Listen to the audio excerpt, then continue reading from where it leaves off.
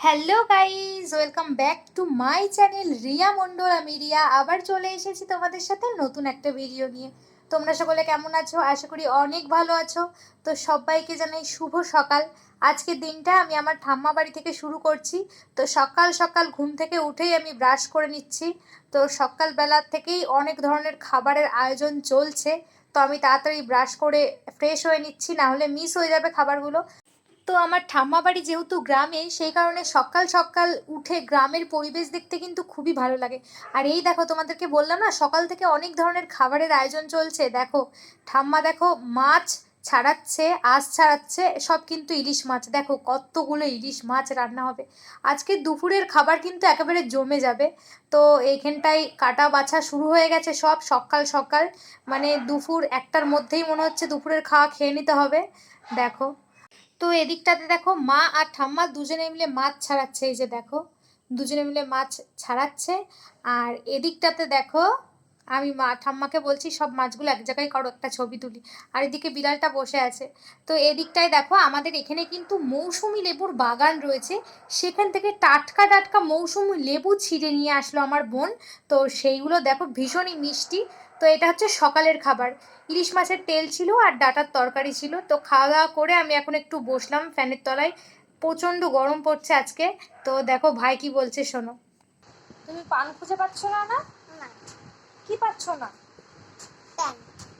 Pan না পান? ও, পান খুঁজে পাচ্ছ না। পান কোথায় পড়ে? হ্যাঁ, পান কোথায় পড়ে? ওখানে। ওখানে কোথায়? ওখানে কি পান পড়ে? ইয়ে বাবা, পান কোথায় পরতে হয় সেটাই যায় না। তাই জামা কোথায় পরতে হয়? গায়ে। জামা গায়ে। আর পান কোথায় পরতে হয়? এখানে। এখানে। আচ্ছা, ছড়া বলো তুমি একটা। হ্যাঁ, ছড়া বলো। কোন ছড়া? হাট্টি মাটি। তারা মাঠে পড়ে দি। তারপর তারপর তোর ফোন ওইটাই থাকলো। শোনো শোনো শোনো, একটা হামি দাও। একটা হামি দাও, তাহলে ছেড়ে দেবো। একটা হামি দাও। না না না, একটা হামি দাও আগে, তারপর ছেড়ে দেবো। হামি দাও, তুমি হামি দাও।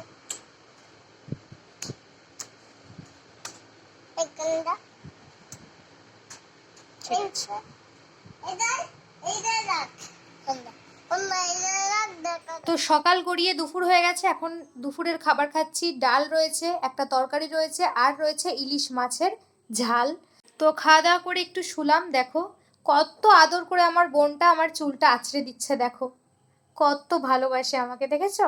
বলছে দিদি ভাই তোমার চুলটা একটু আঁচড়ে দিচ্ছে। আমি বললাম ঠিক আছে, তুমি আঁচড়ে দাও। দেখো, আর এখানটা এসে সব ভাই বোনদের সাথে একসাথে কিন্তু ভীষণ আনন্দ হয়, ভীষণ মজা হয়। অনেক দিন পর পর আসা হয়, বেশি দিন থাকাও হয় না। পড়ানোর চাপ থাকে, পড়াশোনার চাপ থাকে, সেই কারণে এসে বেশি দিন থাকতেও পারি না, কিন্তু যে কদিন থাকি ভীষণই আনন্দ হয়। তো এখানটায় দেখো বোন আঁচড়ে দিচ্ছে আমার চুল আর হাসছে। মা তখন ভিডিও ক্যামেরা করছিল আর ও হাসছে তাকিয়ে তাকিয়ে। ও আমাকে বলছে দিদি ভাই তোমার চুলগুলো কি সুন্দর, তোমার চুলগুলো আমাকে দেবা? আমি বলছি তুমি ছিঁড়ে নিজের চুলে লাগিয়ে নাও, তাহলেই তো হয়ে গেল।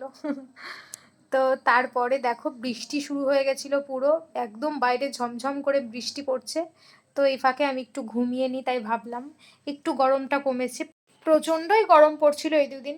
তো বৃষ্টি শুরু হওয়ার সাথে সাথে একটু ঘুমিয়েছিলাম। তো ঘুম থেকে উঠে দেখলাম সন্ধ্যা হয়ে গেছে। সন্ধ্যেবেলা দেখো আমার কাছে পড়তে চলে এসেছে কত ছাত্র। তো এদিকটাই বোন সন্ধে দিয়ে দিয়েছে। আর এদিকটাতে দেখো পুরো অন্ধকার হয়ে গেছে, ঘুরঘুরটি অন্ধকার। গ্রামের এটাই একটা সমস্যা, খুব তাড়াতাড়ি সবাই ঘুমিয়ে পড়ে, ঘরে চলে যায়। তো দেখো বাইরে কেমন মেঘ ডাকছে, দেখেছো? এদিকে বৃষ্টি এলেই কারেন্ট চলে যাবে, সেই ভয়ে তাড়াতাড়ি করে খাবার দাবার খেয়ে নিলাম। তো ভিডিওটা ভালো লাগলে লাইক কমেন্ট শেয়ার এবং সাবস্ক্রাইব করে দিও।